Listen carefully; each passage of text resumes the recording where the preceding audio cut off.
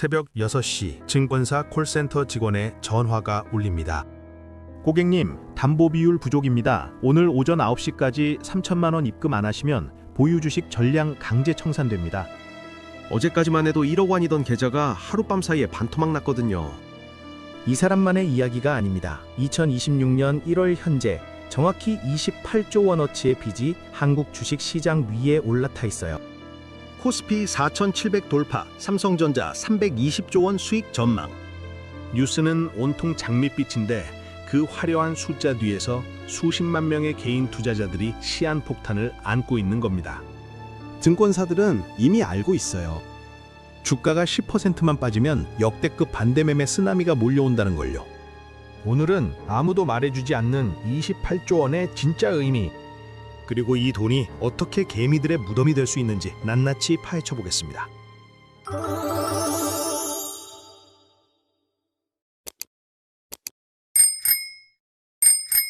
반대매매라는 게 정확히 뭔지부터 설명드릴게요. 많은 분들이 대충 알고는 있지만 실제로 어떻게 작동하는지는 잘 모르시거든요.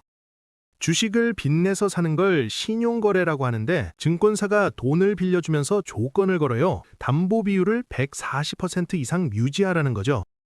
무슨 뜻이냐면 1억 원어치 주식을 사면 그 가치가 1억 4천만 원 이상이어야 한다는 겁니다. 주가가 오르면 문제 없어요. 그런데 떨어지면 상황이 급변합니다. 예를 들어 볼게요. 1억 원 빌려서 삼성전자를 샀는데 주가가 20% 빠졌다고 가정해 봅시다. 1억 원어치 주식이 8천만 원이 됐어요. 담보 비율이 80%로 떨어진 거죠. 증권사에서 바로 연락이 옵니다. 이틀 안에 돈을 더 넣든지 아니면 주식을 팔아서 비율을 맞추라고요. 돈이 없으면 어떻게 될까요? 증권사가 알아서 주식을 팔아버립니다. 그것도 시장가로 가장 불리한 가격이에요. 이게 반대매매입니다. 문제는 이게 한 사람에게만 일어나는 게 아니라는 거예요. 주가가 급락하면 수만 명에게 동시에 반대매매가 터집니다. 그 물량이 시장에 쏟아지면 주가는 더 떨어지겠죠? 그러면 또 다른 사람들의 담보 비율이 깨지고 또 반대매매가 나오고 눈덩이처럼 불어나는 거예요. 2020년 코로나 폭락장 때 실제로 이런 일이 벌어졌습니다. 코스피가 하루에 8% 빠지면서 반대매매 금액이 하루 만에 3천억 원을 넘었어요. 당시 신용잔고가 10조 원 정도였는데 지금은 28조 원이에요. 거의 3배 가까운 돈이 시장 위에 올라타 있는 겁니다. 증권업계에서는 이미 시뮬레이션을 돌려봤어요. 코스피가 15% 하락하면 반대매매 물량이 얼마나 나올지 계산해 본 거죠. 결과가 충격적이었습니다. 최소 4조 원에서 5조 원어치 주식이 강제로 시장에 쏟아진다는 거예요. 하루 거래 대금이 보통 15조 원에서 20조 원 정도인데 그중 20%에서 25%가 강제 매도 물량이 된다는 뜻이죠. 시장이 이걸 소화할 수 있을까요? 당연히 못합니다. 주가는 더 떨어질 거고 또 반대 매매가 터지고 악순환이 시작되는 거예요. 미수금이라는 것도 있어요. 신용거래보다 더 위험한 거죠. 미수금은 3일짜리 초단기 외상입니다.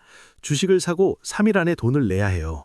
3일 안에 주가가 오르면 팔아서 차익을 남기고 떨어지면 손해보고 파는 거죠. 이건 투자가 아니라 도박이에요. 2026년 1월 현재 미수금 규모가 1조 원을 넘었습니다. 3일 안에 승부를 보겠다는 돈이 1조 원이나 된다는 거예요. 시장이 얼마나 과열됐는지 보여주는 지표입니다. 그런데 왜 사람들은 이렇게까지 빚을 내서 주식을 살까요? 여기서 과거로 한번 돌아가 봐야 합니다. 2024년 초만 해도 삼성전자는 조롱의 대상이었어요. 주가가 5만 원대까지 떨어지면서 삼성전자 끝났다, 이제 한물 같다는 말이 공공연하게 돌았거든요. 그때 주식을 산 사람들이 있었습니다. 대부분은 현금으로 샀고 무시당하면서도 묵묵히 버텼어요. 주변에서 아직도 삼성 들고 있어? 팔아라, 이런 소리를 들으면서도요. 그리고 2025년 AI 반도체 수요가 폭발하면서 상황이 완전히 뒤집혔습니다. HBM이라는 고대역폭 메모리가 미친 듯이 팔려나갔어요. 엔비디아가 AI 칩을 만드는데 이 HBM이 필수 부품이거든요. 삼성전자와 SK하이닉스가 이걸 만들 수 있는 몇 안 되는 회사였습니다. 없어서 못 파는 수준이었어요. 주문이 밀려드는데 생산이 못 따라갈 정도였죠. 실적이 로켓처럼 치솟았습니다. 2025년 말 기준으로 삼성전자와 SK하이닉스의 합산 영업이익이 200조 원 정도 될 거라고 예상했어요. 그런데 뚜껑을 열어보니까 SK하이닉스가 150조 원, 삼성전자가 170조 원을 찍었습니다. 합치면 320조 원이에요. 예상치보다 무려 60%나 더 벌어들인 거죠. 주가도 따라 올랐습니다. 5만 원대에서 산 사람들은 2배, 3배 수익을 봤어요. 이걸 지켜본 사람들의 심리가 어땠을까요? 아, 나도 그때 샀어야 하는데 후회가 밀려오죠. 그리고 지금이라도 사야 하나? 라는 생각이 들기 시작해요. 그런데 주가가 이미 많이 올랐잖아요. 현금으로 사자니 수익률이 시원찮을 것 같고 그래서 선택하는 게 신용거래입니다. 빚을 내면 같은 돈으로 2배를 살 수 있으니까요. 주가가 10% 오르면 내 수익은 20%가 되는 거죠. 레버리지의 마법입니다. 문제는 이 마법이 반대로도 작동한다는 거예요. 주가가 10% 떨어지면 내 손실은 20%가 됩니다. 그리고 앞서 말씀드린 것처럼 담보 비율이 깨지면 내가 팔고 싶지 않아도 강제로 팔려요. 타이밍을 선택할 권리조차 없어지는 거죠. 가장 불리한 가격에 가장 불리한 시점에 팔리는 거예요. 2021년 동학개미 운동 기억나시죠? 코로나 이후 개인 투자자들이 대거 주식시장에 뛰어들었던 때요. 그때도 비슷한 일이 있었습니다. 코스피가 3,300포인트를 찍었을 때 신용잔고가 25조 원까지 올라갔어요. 사람들은 코스피 4,000은 시간 문제라고 외쳤습니다. 뉴스마다 주식 열풍 이야기가 나왔고 주변에서 주식으로 돈 벌었다는 사람들이 넘쳐났어요. 분위기가 완전히 들떠 있었죠. 그런데 어떻게 됐나요? 2022년에 미국 연준이 금리를 올리기 시작했습니다. 인플레이션을 잡겠다면서 기준금리를 제로 수준에서 5%대까지 끌어올렸어요.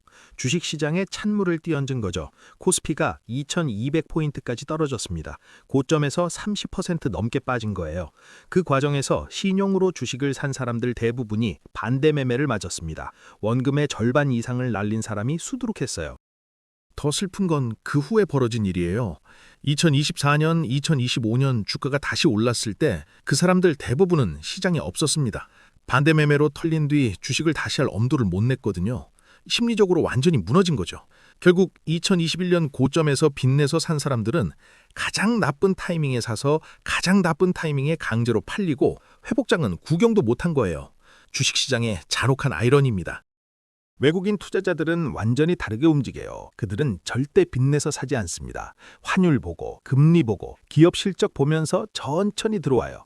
2024년 삼성전자가 5만 원대일 때, 한국 끝났다고 조롱받을 때 외국인들은 조용히 사모았습니다. 한국 개미들이 삼성 끝났다고 던질 때 그 물량을 받아간 거죠. 1997년 외환위기 때를 한번 볼게요. 당시 외국인들은 공포에 질린 한국인들이 던지는 주식을 헐값에 쓸어 담았습니다. 삼성전자를 액면 분할 전 기준으로 3만 원대에 산 외국인들이 있었어요. 그들은 그 주식을 20년 넘게 들고 있다가 수십 배의 수익을 올렸죠. 2008년 금융위기 때도 마찬가지였습니다. 리먼 브라더스가 망하고 전 세계 증시가 폭락할 때 한국 개미들은 공포에 팔았고 외국인들은 묵묵히 주었어요. 지금 상황도 같은 패턴이 반복될 수 있습니다. 외국인들은 실적을 보고 들어온 거예요. 삼성전자 170조 원, SK하이닉스 150조 원, 합쳐서 320조 원이라는 숫자를 보고 한국 주식이 저평가됐다고 판단한 겁니다. 그들에게 한국 시장은 쇼핑몰이에요. 싸면 사고 비싸면 팝니다. 감정이 없어요. 개미들이 빚내서 산 물량을 외국인이 받아주는 형국이 된다면 나중에 주가가 올라도 그 과실은 고스란히 외국인 몫이 될 거예요. 일본의 사례도 참고할 만합니다. 1989년 니케이 지수가 39,000포인트를 찍었을 때 일본인들은 주식은 무조건 오른다고 믿었어요. 빚을 내서 주식을 샀고 심지어 집을 담보로 주식 투자를 하는 사람들도 있었습니다. 부동산과 주식이 동시에 거품 상태였죠. 일본 경제는 미국을 넘어설 거라는 자신감이 넘쳤어요. 그런데 어떻게 됐는지 아시죠? 1990년 버블이 터지면서 니케이는 7,000포인트대까지 추락했습니다. 80% 넘게 빠진 거예요. 빚내서 주식 산 사람들은 완전히 파산했습니다. 집까지 담보로 잡힌 사람들은 집도 주식도 다 잃었어요. 그리고 그 지수를 회복하는데 34년이 걸렸습니다. 2024년이 되어서야 겨우 1989년 고점을 넘었어요. 34년이에요. 인생의 절반 가까운 시간이죠. 물론 지금 한국 상황이 당시 일본과 똑같다는 건 아닙니다. 삼성전자와 SK하이닉스의 실적은 진짜니까요. 거품이 아니라 실제로 돈을 버는 회사들이에요. PER로 계산해봐도 지금 주가가 과대평가됐다고 보기 어렵습니다. 기업들이 그만큼 벌고 있거든요. 숫자로 한번 볼게요. 보통 코스피의 적정 PER을 10 정도로 봅니다. 삼성전자와 하이닉스의 이익이 200조 원일 때는 코스피 적정 지수가 4,100포인트 정도였어요. 그런데 이익이 60% 늘어서 320조 원이 되잖아요. 단순 계산으로도 지수가 4,700포인트까지 갈 수 있다는 결론이 나옵니다. 지금 코스피가 4,700을 넘나드는 건 거품이 아니라 기업들이 벌어들이는 돈에 비례해서 정직하게 올라온 숫자예요.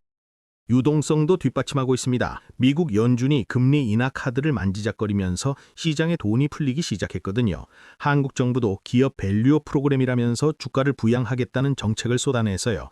세금을 깎아주고 배당을 늘리라고 압박했죠. 그러자 부동산에 묶여있던 돈, 은행 예금에 잠자던 돈이 증시로 쏟아져 들어왔습니다. 고객 예탁금이 90조 원을 넘었어요. 90조 원이라는 게 무슨 의미인지 아세요? 주식을 사려고 대기하고 있는 현금입니다. 증권사 계좌에 들어와서 주식 살 타이밍만 보고 있는 돈이에요. 주가가 조금만 떨어지면 싸네 하고 바로 사버리는 대기 매수세가 이렇게나 많다는 거예요. 그러니 주가가 크게 밀릴 틈이 없습니다. 외국인이 팔면 개인이 사고 기관이 팔면 외국인이 사는 선순환이 일어난 거죠. 그런데 문제는 빚을 내서 주식을 사는 행위 자체가 위험하다는 건 시대와 장소를 불문하고 변하지 않는 진실이라는 거예요. 아무리 실적이 좋아도 아무리 유동성이 풍부해도 비투는 위험합니다. 양극화 문제도 심각해요. 코스피는 4,700을 넘었는데 이 숫자를 만든 건 사실 몇몇 대형주들이에요. 삼성전자, SK하이닉스, 현대차 이런 종목들이 지수를 끌어올린 거죠. 시가총액 상위 10개 종목이 코스피 전체 시총의 절반 가까이를 차지하거든요. 이 종목들만 오르면 지수도 오르는 구조예요. 코스닥은 어떤가요? 상대적으로 소외받고 있습니다. 바이오, 게임, 엔터 같은 중소형주는 제자리 걸음이거나 오히려 떨어지고 있어요. 문제는 개인 투자자들이 주로 가지고 있는 게 이런 중소형주라는 거예요. 삼성전자는 주당 가격이 높아서 부담스럽고 그러다 보니 코스닥 종목이나 테마주를 사는 경우가 많거든요. 그래서 지수는 사상 최고가인데 내 계좌는 파란불인 이상한 상황이 벌어지는 겁니다. 풍요 속의 빈곤이죠. 이게 사람들을 더 조급하게 만들어요. 남들은 다 돈 벌었다는데 나만 못 버는 것 같은 느낌. 뉴스에서는 코스피 신고가, 삼성전자 대박 이런 이야기만 나오는데 정작 내 계좌는 마이너스잖아요. 이 초조함이 무리한 투자로 이어지는 악순환의 고리가 되고 있습니다. 정부 정책도 살펴봐야 해요. 정부는 코스피뿐만 아니라 코스닥도 살리려고 노력 중입니다. 부실 기업을 퇴출시키고 세제 혜택을 주는 등 여러 단근을 제시하고 있죠. 증권사들도 새로운 상품을 내놓으며 자금을 유치하고 있고요. 하지만 정책의 효과가 나타나려면 시간이 필요합니다. 당장 내일 주가를 띄우는 건 정책이 아니라 결국 수급이거든요. 지금처럼 신용잔고가 꽉 찬 상태에서는 정책 호재가 나와도 약발이 잘 안 먹힐 수 있어요. 이미 살 사람은 다 샀으니까요. 그렇다면 앞으로 어떻게 될까요? 코스피 5천 돌파는 분명 가능한 시나리오입니다. 삼성전자와 SK하이닉스의 실적이 그걸 뒷받침하고 있으니까요. HBM 수요는 당분간 계속될 거예요. AI가 일시적 유행이 아니라 산업 전체를 바꾸는 메가 트렌드니까요. 그 과정에서 메모리 반도체 수요는 계속 늘어날 겁니다. 하지만 그 5천까지 가는 길이 순탄하지는 않을 거예요. 반드시 조정이 올 겁니다. 10%짜리일 수도 있고 20%짜리일 수도 있어요. 미국 물가지표가 예상보다 높게 나온다거나 중동에서 전쟁 이슈가 다시 불붙는다거나 중국 경제가 더 악화된다거나 악재는 항상 예상치 못한 곳에서 터지거든요. 문제는 그 조정이 왔을 때 누가 살아남느냐는 거예요. 현금으로 산 사람은 버틸 수 있습니다. 떨어지면 더 사면 되니까요. 물타기를 할 여력이 있는 거죠. 하지만 빚낸 사람은 버틸 수가 없어요. 증권사가 강제로 팔아버리니까요. 그래서 결국 조정장에서 털리는 건 항상 빚낸 개미들입니다. 전문가들이 하는 조언이 있어요. 현금 비중을 20%에서 30%는 유지하라고요. 주가가 떨어졌을 때 살 돈이 있어야 기회를 잡을 수 있으니까요. 그리고 레버리지는 쓰지 말라고 합니다. 주식시장에서 돈 버는 사람은 머리 좋은 사람이 아니라 오래 살아남는 사람이에요. 빚내서 투자하면 오래 못 버팁니다. 남들이 다 사는 핫한 종목을 추격 매수하기보다는 실적은 좋은데 아직 덜 오른 종목을 찾는 지혜도 필요해요. 반도체가 쉴 때 조선이나 방산, 자동차로 돈이 도는 순환매 장세를 읽어야 합니다. 한 바구니에 모든 달걀을 담지 말라는 격언은 투자의 기본이에요. 삼성전자가 아무리 좋아도 몰빵은 위험합니다. 업종을 분산하고 종목을 분산하는 게 기본 중에 기본이죠. 워런 버핏의 유명한 말이 있죠. 남들이 탐욕스러울 때 두려워하고 남들이 두려워할 때 탐욕스러워라. 지금이 어느 쪽인 것 같으세요? 28조 원이라는 신용잔고, 1조 원이 넘는 미수금, 90조 원의 대기자금. 이건 탐욕의 지표예요. 모두가 환호하고 있을 때가 가장 조심해야 할 때란 뜻이죠. 물론 여기서 팔면 더 오를 수도 있어요. 5천 찍고 5,500까지 갈 수도 있습니다. 하지만 그건 결과론이에요. 중요한 건 내가 감당할 수 있는 리스크 범위 안에서 투자하고 있느냐는 거죠. 대박난 사람 이야기는 뉴스에 나오지만 빚내서 투자했다가 인생 망한 사람 이야기는 안 나와요. 생존자 편향이라는 거죠. 성공한 사람만 보이니까 나도 될 것 같은 착각을 하는 겁니다. 상승장은 엘리베이터를 타고 올라가지만 하락장은 창문 밖으로 뛰어내린다는 격언이 있어요. 오를 때는 천천히 오르는데 빠질 때는 순식간이라는 뜻이죠. 4,700포인트에서 4,000포인트까지 밀리는 건 몇 주면 충분합니다. 그 과정에서 반대 매매가 쏟아지면 더 빨라질 수도 있어요.